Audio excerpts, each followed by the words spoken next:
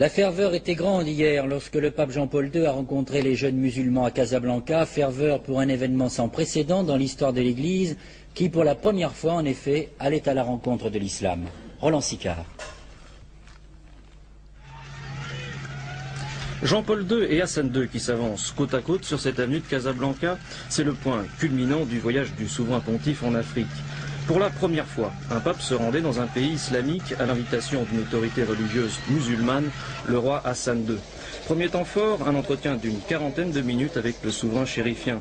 Surtout, un discours au stade de Casablanca devant plus de 100 000 jeunes réunis pour les Jeux panarabes.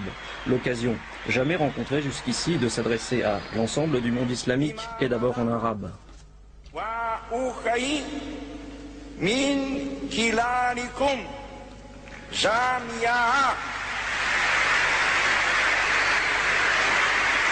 C'est en lui que nous croyons, vous musulmans et nous catholiques. Et vous parlez aussi des valeurs humaines qui ont en Dieu leur fondement. Ces valeurs qui concernent l'épanouissement de nos personnes, comme aussi celui de nos familles, de nos sociétés, ainsi que celui de la communauté internationale. Pour Jean-Paul II, le dialogue entre croyants est plus nécessaire que jamais. Une étape importante dans le rapprochement entre chrétiens et musulmans.